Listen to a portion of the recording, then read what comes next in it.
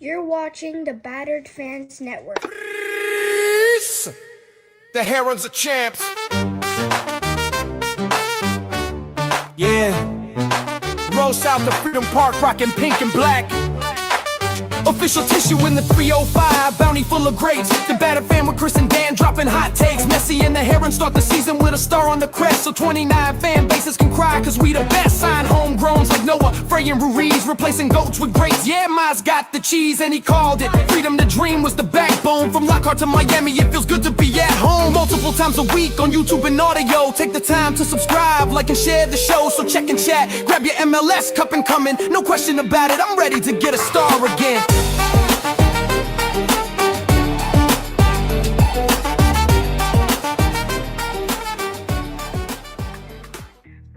No question about it. I am ready to get hurt again. Chris, the Herons are back. Welcome everybody to episode number 484 of the Better Herons podcast. I'm your host, Daniel Gunnar, alongside me, as well, Mr. KBD. How are you doing, sir? I'm ready for another preseason game to panic to.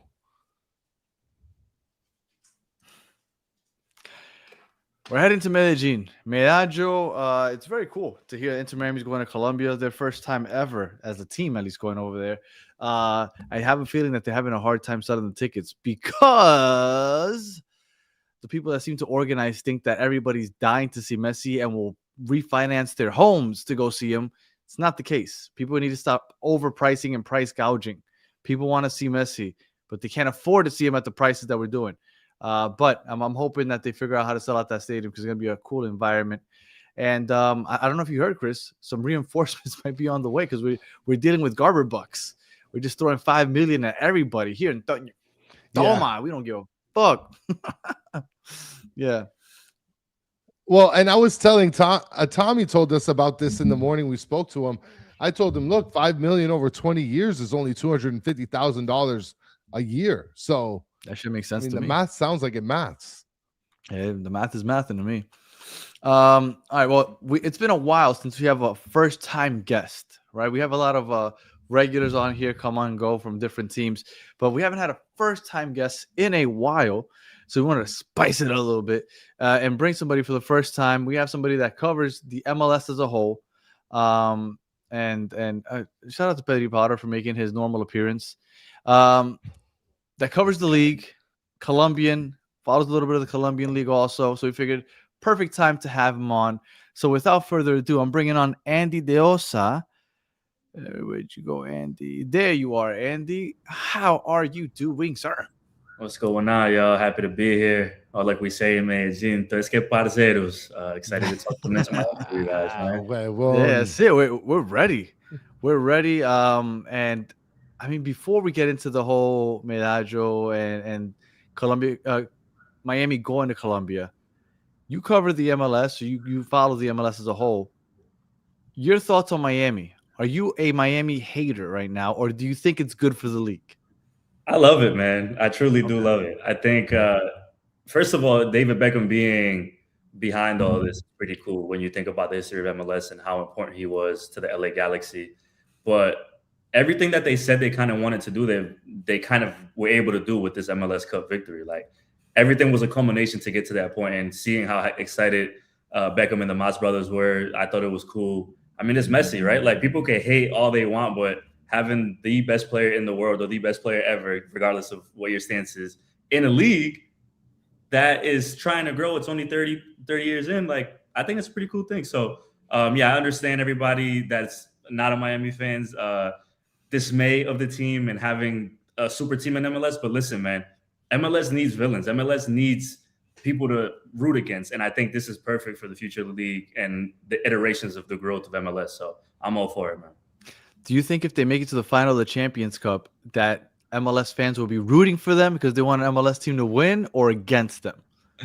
It depends who they're playing. That's a good question, though. If it's a Liga MX team. If it's a Liga MX team, I feel like MLS fans would probably be rooting for Miami, but knowing just the fandom across the league, there's probably going to be a lot of people rooting against them, as there already is. So, but hey, man, I think you get yourself to a position to be that. That's great. That makes you want to prove a point, and that makes all the other players that are around Messi want to keep playing at a high level. Yeah. Well, it's kind of crazy because considering how everybody hates Messi, but I feel like American soccer fans don't like Liga MX more than how much they hate Messi. So I would feel like it'd be easy to say, well, if an MLS team beats a Liga MX team, that seems pretty simple. But I guess with Messi involved, it gets a little tricky. Yeah, I agree. I think that's the cool thing about Champions Cup is you start seeing these Liga MX teams that are all of a sudden rivals to MLS teams and fans, and now you're like, all right. But like you mentioned, if it is Messi in Miami, it all depends on who they're playing. But hey, man, why not? Why not see an MLS team try to get to that point and do it? Absolutely. Andy, you're Colombian. Medellin? Yes, sir. Okay. Nacional? No, I am a Medellin fan. Oh, I'm sorry. Well, you know enough about Verde, though. Yeah. So for those that don't know, because somebody put Pablo Escobar FC being cute, but Yes. I mean, he did help him in the Copa Libertadores maybe in the 80s, and I don't think Andy's gonna argue that since he's not a Verde fan. But for people that don't know, it's just a little background on Medellin. Oh man, where could I even start? As a city or as soccer? Because this is No. Well, Just not soccer, and I guess Nacional, not Nacional. I guess since we're playing against Nacional. Nacional is to many people's. They don't want to hear this, but Nacional is the biggest team in Colombia. It is the rival team in our city. But the cool thing about Medellin is we have two principal soccer teams: Atlético Nacional, Deportivo Independiente Medellin, and then there are two other ones that are like still in the area, which is Envigado and Águilas, which is technically Rio Negro. But either way, it's a rivalry that spans back a long time. And Nacional, to your point, in the 80s was a team that Pablo Escobar had a lot of money involved with. So they won a lot and they were able to run championships up. They won Copa Libertadores. But you do have to give them their credit for being able to, I guess, just keep that, I don't know, that name and that stature in Colombia and become a They won it legit 10 years ago. Yeah, and they won it in 2016, and it was a hell of a team. It was a hell of a victory the way they did it. Me as a hater, to the question that you just asked, I was rooting against them because it's my rival team. But watching, Really? I was. I'm a Deportivo Pereira fan, but I was rooting for them in the final. But I mean, I guess for you, the rivalry is real. Yeah, I guess. Exactly. I was rooting against them, but like as I watched it, I'm like, this is kind of amazing. Like the run they went on was really cool. Like the way that they won certain games and how they were doing it in Medellin. So yeah, they've been on that same wavelength ever since. And of course, they've had their years where they haven't been that good, but they always seem to get back up there somehow. They get rid of a few players, they bring in some more players, and it's like a constant rotation of them being able to get to the mountaintop, whether it's the league, whether it's the cup, whether it's whatever. So I think we're kind of anybody that's a Nacional fan that just wants to see them basically have another good run in a tournament like Libertadores, which they're not playing in this year. They're playing in Copa Sudamericana, but it's a team that's always relevant in Colombia and for sure in South America. Well, it's funny because I like looking them up. Not only did I see a bunch of pictures of Atlético Nacional and Pablo Escobar, but I also saw like Atlético is like a pretty solid team, always on top, at least as of recent history. Yeah, I mean, it's a solid squad. I think the part of them having a name that they have to upkeep, first of all, and then them having the money to be able to do so. When you look at Miami, it's a perfect example. If you have owners that are ambitious, that have money, that have a standard that they set, they're not going to fall short at trying to keep doing that every year. And, teams might get fatigued of like, yeah, they win the league, but that goes a long way, right? They'll win a league and then they qualify for a different tournament. So they're always up there. They're unfortunately, because they're my rivals, but they will always be up there for sure. There was an interesting fact that I found out about Edwin Cardona. And we talked about it on La Ventanita. I don't think we talked about it on this show. We talked about it on our morning show. So for those that weren't paying attention, Edwin Cardona, 32 years old. Andy, do you have any idea how old his daughter is? No, I don't know how old his daughter is. 21. Oh, shit. Man, that's incredible. So just a random fact, and you don't got to comment on it. I just thought that was an interesting fact. I was like, holy crap, that's wild.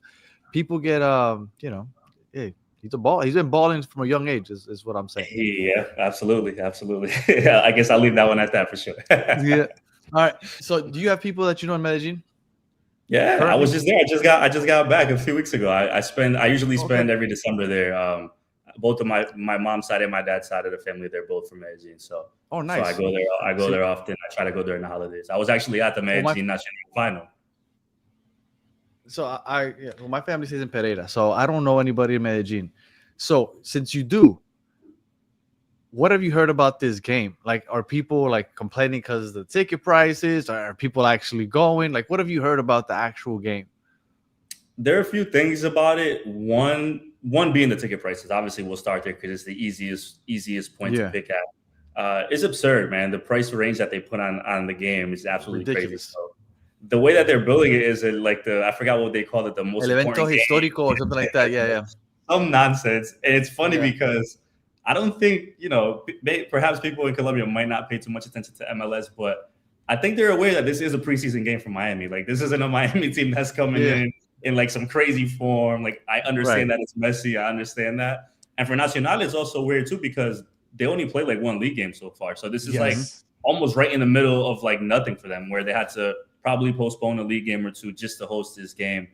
I think out of just the pure fan base nature, because the Nacional has such a massive fan base, people are going to show up. But those ticket prices are crazy. Here's a caveat that nobody's been talking about. Bad Bunny just did a whole weekend at that same stadium. Oh yeah.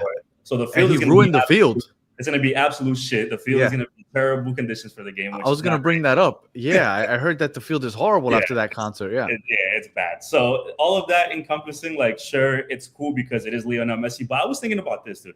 Like, when Miami did their tour last year, their preseason tour, wasn't like, I understand Messi's an outlier. Like, Messi's Messi, but wasn't so much of like the interest as well that Jordi Alba and Sergio Busquets were there. Like, not to be biased, but like they were trying to sell it, right? Like, they were selling the Barca boys, right? And Suarez. Like, Suarez might not push that much weight no more, but right now it's just like it's Messi and that's it. And Rodrigo de Paul, but I don't think he moves the needle. Right.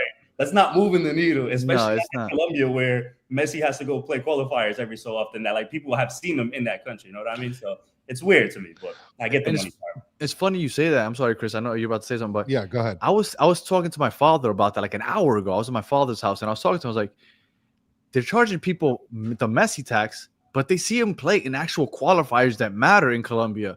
Like, why are they going to spend crazy money to go watch him in a friendly? Like, Inter Miami doesn't move that much weight. Like, you can actually watch Colombia versus Argentina and watch Messi. Right. So I was talking to my father about this an hour ago. I was like, this is crazy. What people they don't realize the market that they're going into and the prices that people can afford. Okay, Chris. Well, and I don't want to hate on Peru, but like I feel like if you're gonna put prices up, Colombia would be the right place, right? Like they appreciate football more than Peru, I imagine. So like I think if you're gonna get away with I don't want to say get away with pricing out, but like if you're gonna get away with putting the prices a little higher, I feel like you can get away with it in Colombia versus Peru. People will show up. That's the thing. How many people will show up is the other question, because that stadium has a capacity to hold about 40,000 plus. So when it's full, that's how many people are in there. Will it be anywhere close to that? I highly doubt it. If more than 25,000 people show up, I think that's a win. But like once again, it's a middle of nothing schedule for Nacional, coming off of a season that was weird because they weren't great in the league and they ended up winning the domestic cup anyway. So I don't know. It's a very weird moment. But then again, you look at the other side and you're like, whenever Messi's anywhere, like people are going to want to go and see. So. Yeah, absolutely. And somebody asked how much the ticket price is. My understanding is that the cheapest ticket to get in, and Andy, you probably know better than I do, but what I heard was the cheapest ticket to get into the stadium was $100. Yeah, it was somewhere around there. And I know, like you said, the cheapest. I know as you look at different to get in. Yeah. And for a game in Colombia, and especially in Medellin, that's insane. Like that stadium has the luxury of having two teams that share it. So they're used to seeing big games and they're used to having a lot of people in the stands because they're two very passionate fan bases in Colombia. That's a lot of money for a game in Medellin for sure. Absolutely. Well, I mean, for it to be the cheapest ticket, like if you charge $100, I get it, but like for it to be the cheapest ticket, like you don't realize, you don't know the market that you're going into. And we're talking about $100 US, which is a lot more money in Colombian pesos. So you have to keep that in mind as well. You want to go have a good time, go to Colombia with some $100. Oh, absolutely. More than that, absolutely. But you can make your dollar last a while in Colombia. Listen, I got a big tattoo over there for like $40. So like for sure you can do a lot. Now, Mike V, with a diabolical question or statement, says they opened the doors to Alianza Stadium for free after the true? first half to fill it up, allegedly. Now, I doubt it. I don't know if 'cause it you didn't picked look this full at up, the second Danny, half. Uh-huh. but when I watched the second half, and maybe the people that are watching can attest to this, there was a set of stands that was completely empty, and all of a sudden you Yeah, just behind see the people. goals. No, on the side, over by like the left back, and all of a sudden people just started corners? flooding into that area. Oh no, I didn't notice that. Yeah. That's a hell of a safety hazard for having somebody like Messi around. But Yeah, just randomly just let them start storming in. They do things a little different in South America, so Yeah, I wouldn't be surprised. That's without a doubt. Danny, if the pitch isn't good, why play there? The pitch isn't 'Cause bad. Colombia. It's just that they just had a crazy 3-day tour concert with Bad Bunny there. Usually it's not bad. And I mean, yeah, usually that field they killed the field over those 3 days. I heard it's terrible right now. Yeah, usually that field, not to be biased, but is one of the better ones in Colombia out of all the stadiums. But the thing with Medellin is that there's not a lot of venues to do big concerts in, so they have to share the stadium. And a lot of the big reggaeton artists or the big whoever artists that are in Colombia, they go to Medellin and do the stadium, and then the field pays for it. So it's in bad conditions because it literally was just this past weekend, and it was 3 days. Bad Bunny himself did, and all the people that went to watch him, I guess, did. But the setup and all that, of course, yeah. Yeah. So, but yes, I did hear. So we'll see. I don't see Messi.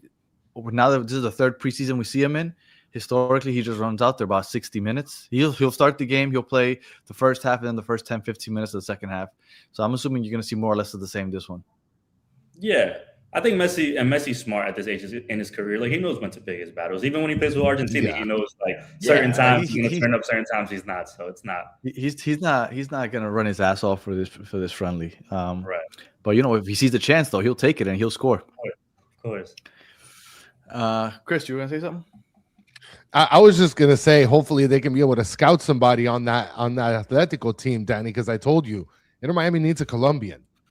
You know how much more packed the stands would help. Oh my goodness. Yeah, but you can't just put any Colombian. Like, you can't put Emerson Rodriguez here and expect them to sell out. Yes, you can. Yes, you can get Emerson Rodriguez. Get out of here. It has to be a legit Colombian. I'm telling you, Luis Diaz. He is legit Colombian. What are you doing? Luis Diaz in like 5 years is going to come to the MLS.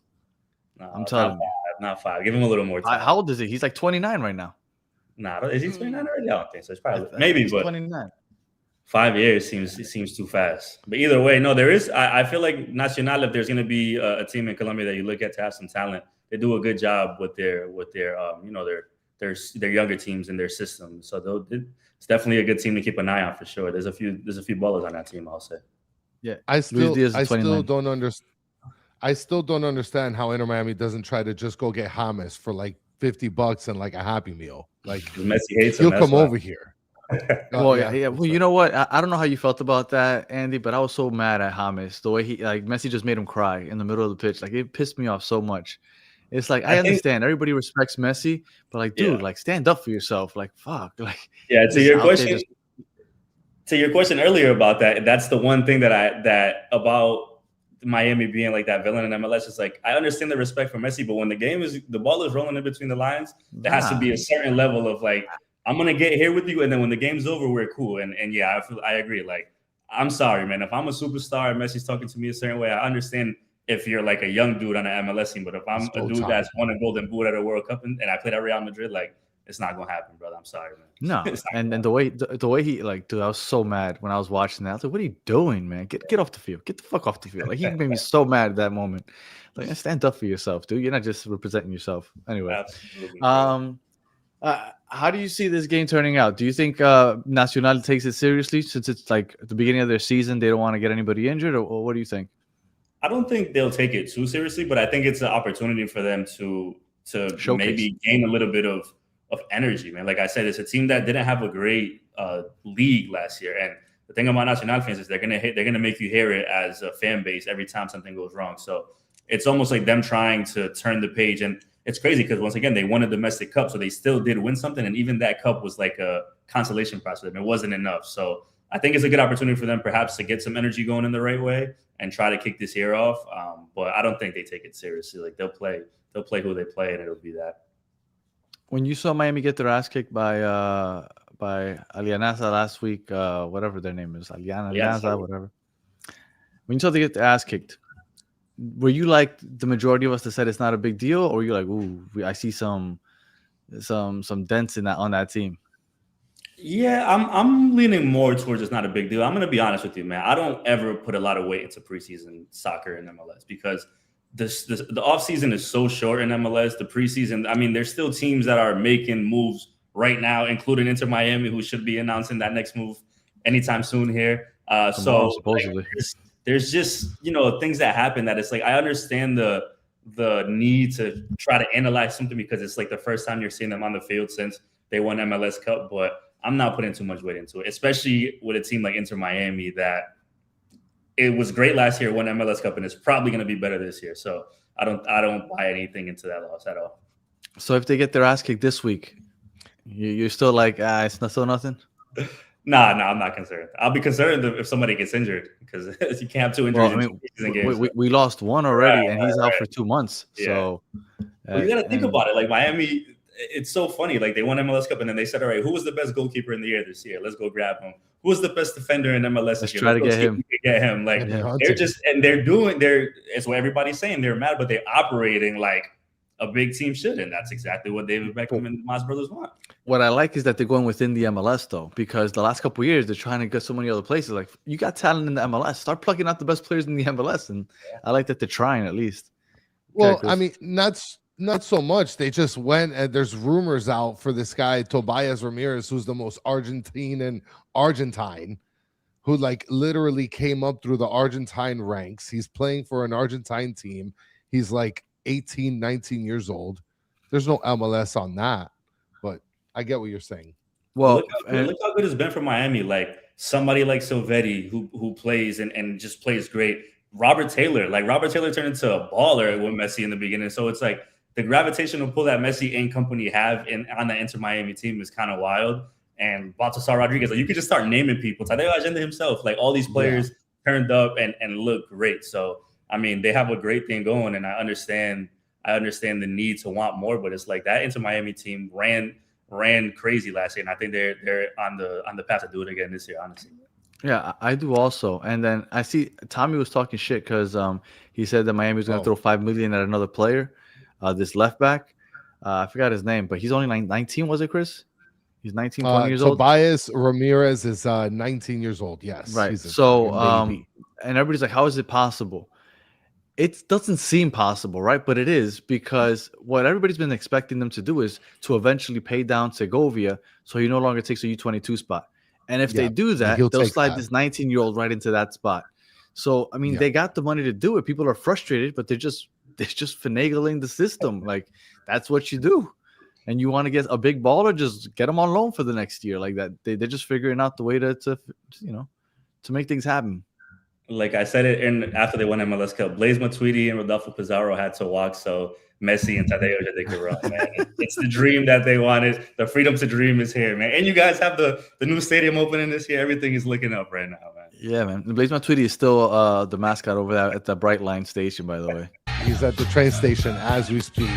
Vicky Miami with a super slam. I'm Colombian, but let's go Miami. With a 199 super I was a Nacional fan. Well, I mean, it's a friendly, so it doesn't really matter, I guess. But so go ahead, Chris. No, I was gonna ask. SPN's asked the question. No, what's your favorite team, Andy? I'll tell you this. I'm from Rhode Island. I'm a New Englander through and through. So by proximity, I am a New England Reps fan. As much as people may not want to hear that. But then I will tell you that I am also a New England Patriots fan. That's why it wasn't the revolution. Next weekend, so. We got to end the show and the whole show. I knew it was because the Patriots crap. Are you a Red Sox fan? Of course, and a Celtics fan. Come on, man. You gotta root for the crib. You gotta root for the crib all the way through. We need to end this immediately. Ain't no bias over here, man. All the way through. Oh man. All right. Well, that was a fun show. No, I was gonna ask you something and I forgot. Fuck, what was I gonna ask you? No, it slipped my mind when you brought up New England. Yeah, you brought up New England, and I derailed the conversation now, man. You can't absolutely. I can't remember. I had a question for you, but Mike V saying Campana's gonna have 20 plus goals this year. Put the house on it. we gonna need 20 plus a lot more from the squad that they have over there. But hopefully, man, I like Leo, man. He's a good player. Let's not get disrespectful, okay, Sean? Come on. Let's not get. I agree. Listen, that's a good call. Let's not from the Boston Celtics fan. Get out of here.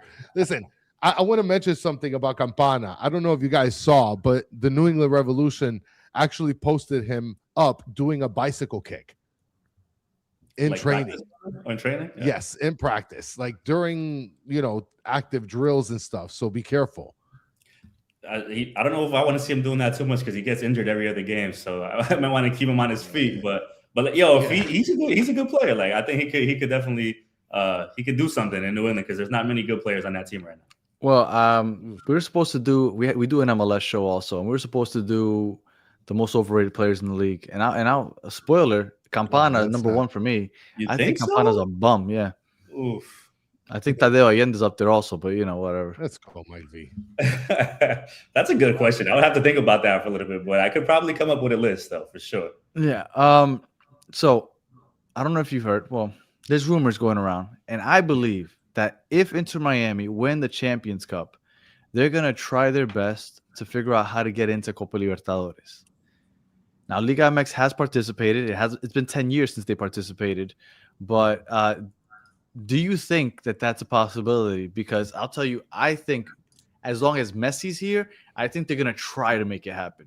Because I think that would be crazy PR for both South America, the tournament, and just everything in general. What do you think? I've seen crazier things happen, man. So at one point, I was like, this sounds insane, but exactly what you just said. As long as Messi's around, they will try to pull any strings. They will try to throw any money around to get more exposure. I don't think it would. Money talks, but I think that last comment is a great point. Like, I don't think they'll do well in that tournament at all. I think they'll get ran through by a lot of good teams in South America. But then again, like, there's a few teams that they might be able to beat depending on what the Miami squad looks like. So that's what I was about to say, because you say by good team. I agree. I think by the top teams, they'll get mollywopped. Yeah. But if you put them against like I don't know, the third best team in Peru or Bolivia, I think Inter Miami can hold their own against those teams. It could be. I agree. And then I think what happens in those tournaments is you start gaining momentum, right? So if Miami, say they were to play, they win 1 or 2 games. Now it's like, oh, snap, they're doing something. Like they might be able to make a run. And that's just going to raise the profile, raise the interest. And it's going to, listen, at the very least, if they do play Copa Libertadores, it will have a lot of people that have never watched Copa Libertadores watch that tournament. Absolutely. And if you have never watched Copa Libertadores, I myself included, because it is a hell of a tournament. It's crazy. It's like a Champions League on like some bootleg version because there's a lot of crazy stuff that happens and you're like, how? But yeah, it'd be wild. Yeah, man. I don't not for a moment think that David Beckham and the Mas brothers will be able to make that happen. Yeah, I think that might be where we're heading. All right, Chris, do you want to ask? And since it's the first time in a long time, we have a first-time guest on here. Do you want to hit him with some questions, or are we done? Are you retiring with those questions, Chris? I mean that's the thing though, Danny. Like we talked about it. Are we gonna we'll just fuck it. We're going through the gauntlet here. I'm gonna slap some meat on your face, Andy. Here we go. You gotta pick between the 5 pieces of steak and 6 pieces of toast. All right, this is a good one. I'm gonna go 4. 4 on the steak. Ooh. I don't know how y'all eat steak still moving and all that. That's crazy work to me. I'm all set with that. So I'm gonna go 4 on the toast. On the toast, I'm liking 3. A little in the middle. Actually, nah. Yeah. 3 is cool because I feel like 4 it might be a little too crunchy on the corners. So I'm gonna go 4 and 3 on this one, man. Okay. That's right. The steak situation's a little different. No, but all right, that's respectable. How are we cutting our sandwiches here? Can I pick none? I'm a grown man, dog. I don't need my sandwich cut. You're doing really? Cut. What? I'm just biting into it. But if I have to pick one, I'm gonna pick the non-triangle side, man. The triangles is crazy. Well, listen, the facts crazy. are the facts, and you get more crust on the square cut than you do on the triangle cut. Oh, shut up. Crazy. You know what? He says that, and when my wife makes me a sandwich, she cuts it.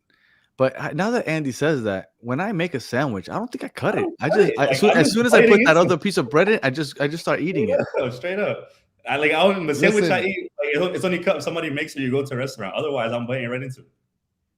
My daughter does the cut on the right, but instead of cutting it all the way, she stops halfway and makes it a Y. You get more sandwich that way, apparently. Hey, What? Yes. Sliced And bread she's being in the name college. is crazy. And triangle feel better in the mouth is even worse, but it's all right. I let that rock. I let that rock, sliced bread. that comment from that name is hilarious. I love that. This chat, I like this chat, man. I mess with y'all. Yeah, no, the chat is definitely the best part of the show. We could probably do this show without us talking, and we would have a good time. Nah, man. I don't need my sandwich to be cut, bro. I'm just gonna bite into it. All right. Well, Chris, go when ahead. it comes to shopping at the grocery store, do you pull your cart like I do here from the front, or do you push it from the back like this guy here? I'll push it like that, man. Isn't that the way it's supposed to be, bro? Yes, yes. No, it's supposed to be like No, this. Don't listen to Danny. only that's what I'm telling Chris. Only homeless people pull their carts. Oh, like you that. dragging that shit from like. Yeah. It's only the homeless. I have people that do that. ultimate steerage. Okay, now you have to make a critical decision here, Danny. When it comes to Backstreet Boys versus NSYNC, Andy, which way are you going? I can't. Yo, that's a tough question. I'm not gonna lie to you because my older sister, loved NSYNC growing up, so I was exposed to them a lot. But I'm not gonna lie to you, I like Backstreet Boys too, but I'll probably have to go with NSYNC. I think they got a little more classics than Oh no! You're NSYNC, done, it might be a bias thing because of my sister. Get out of here, Danny. But that's a fact, though. I usually just use the basket, man. Basket. Okay, I can see that. I can see him being Is a basket Is Super Mario a superhero? Yeah, absolutely. Absolutely. It's in the name. That's it's in the name, man. He's a legend, man. You think he was going for that little princess, knowing Bowser was about to kill that dude at any turn he got a chance to, man. Super Mario, he's goated in my book, bro. I'm telling you, you give him a star, he'll fuck up Batman. Yeah, bro. He's invincible, man. Well, Batman's a regular guy. Like Batman's just a Home Depot customer. And people love Batman, and Super Mario will fuck him up. And look how much of a king he was in his universe, bro. Like the Super Mario world is crazy, bro. He was the man. Like he's a legend, bro. He's a legend. Nah, you can't ask this question. You can't ask this question. You know what he's gonna say. Yo, come on, man. We're putting up number 7. Number 7, man. Patriots all the way. First, I can't even believe that the Patriots are there. And by the way, I just want to mention something since we're talking about football, American football. Bill Belichick didn't make the Hall of Fame, and I agree with that because without Tom Brady, Bill Belichick is just a rando defensive coordinator. No, okay, no, you're wrong, dude. What do you mean? Come on. No, I hate Bill Belichick. What did he do after Tom Brady went to Tampa? Dude, he was like 80 years old after Tom Brady left. So what? You're not throwing footballs and making blocks at 80 years old. You're just holding the fucking clipboard with your shirtless sweater. Shut up, Chris. That's stupid. Shut up. Belichick not making the Hall of Fame is just another case in point of there's always going to be some haters out there, man. I feel like there was an undisputed person that should have made it without a doubt. Of course. Yes, absolutely. And I was telling Chris, because we had this debate earlier, he took Matt Castle and he won 11 games with him. He took the Giants defense and beat the best offense at the time, that Bills offense, and he shut them out in a Super Bowl. Like Bill Belichick, and I was telling him, you put Vince Lombardi to coach right now, one of the greatest coaches of all time, and he'll run up the gut like 70 times a game. Like that's it. Like coaches, their time passes, the game changes. But you can't change what he did. Come on. You want to know a legacy win? The best Bill Belichick Super Bowl was the last one they beat the Rams in. Because going into that Super Bowl, if you remember, everybody was like, Sean McVay's a genius. He's the second coming of Bill Belichick. And Belichick was like, cool, you're not going to score a touchdown on me. And that was it. Like that shows how the intricacies of Bill Belichick as a coach. And for him to have his last one be that way is crazy. And people don't understand. Like, Ty Law, you want more money? Fuck you. Get out of here. And now replace everybody. Lawyer Malloy. Fuck you. Get out of here. I'll replace you. He just replaced everybody, and that defense never skipped a beat. I want to mention something before we lose a bunch of people talking about American football. Okay. Football King 110 with the Golazo logo and everything says any salary cap FC. I just want to mention something here. on the MLS show, we had on someone that covers what's his team in Norwich in the championship, right? Mm-hmm. Danny, you and I were just talking earlier this morning about how stupid it is, this pro rel crap, and teams that literally get relegated and promoted 6 times each, and they got money. There's no salary cap out there. So, like, I don't know what this guy, Football King with the Golazo symbol, is bitching about. Well, he's bitching in that he's saying that Inter Miami doesn't have a salary cap where everybody else does. Well, I mean, go check MLS Communication, dude. They put out everybody's wallet, and that was before anybody started making moves. Then all of a sudden, teams wanted to start picking players up. Yeah. Well, we can go for an hour talking about this, Josh. But you gotta lean in, man. Lean in and be the villain. Let them hate, bro. It's only better. It's only better. Yeah, better than all right, the well, MLS system. Andy, don't want to keep you too much longer. We appreciate you taking the time to join us. So we'll wrap it up here, unless Chris has anything else. Pro Row sucks. Eat it, football fans. Andy, let everybody know where they could find you. For sure, man. Appreciate the invite. It was fun. I'll definitely top back in whenever you guys want me to. It's just my name on Twitter, Andy_Diosa on Twitter. And then you can check out my podcast. It's called Kicking the Real. It's on YouTube. It's on Spotify. It's on Apple. It's a soccer-based podcast, but I just talk about whatever I want to, whenever I want to. So it was great to have the platform and great to connect with people like y'all, man.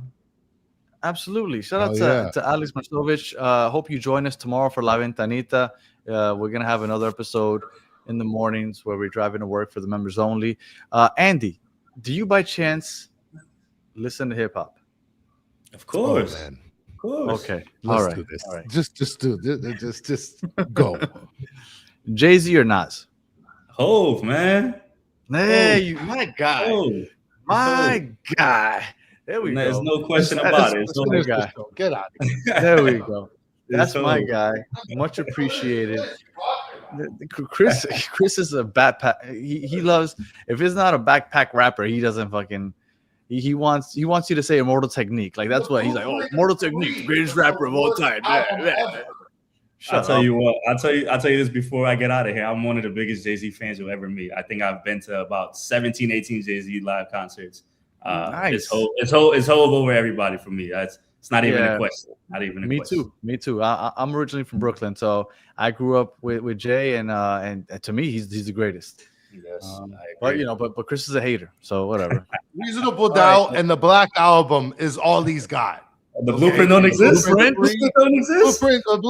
Blueprint 2 is solid. I'm crazy. The Blueprint. Actually, Nas has got a banger album. Every album, except talking about. Street He did like Dreams, songs like Genuine. Get the fuck out of here. Hey, listen, what you want me to go over Jay-Z's Rolodex where he did songs with garbage ass artists too? Get out of here. Yeah, I want you to name him. I like Nas though. Shout out to Nas, but I like Nas too, but Chris makes me hate him because he talks so much shit. I try. He makes it so hard. That's hilarious. Can we all agree that Big Pun's underrated though? Hey, Big Pun is better than both of them. Pun was 101, man. Pun was 101. I don't know about better than both of them, but definitely underrated. Better I'd say than Big both Pun's of them. top 5. All right, yeah, maybe we can have a conversation about this one day. He's all right. If you're listening on audio, appreciate you listening to the end. Please leave 5 stars and a comment. If you're watching on YouTube, like and subscribe. And we'll be back tomorrow morning for La Ventanita. If you remember, make sure that you check in with us tomorrow morning, and then on Saturday for the post game. So until the next one, Big Daddy Kane, have a good one.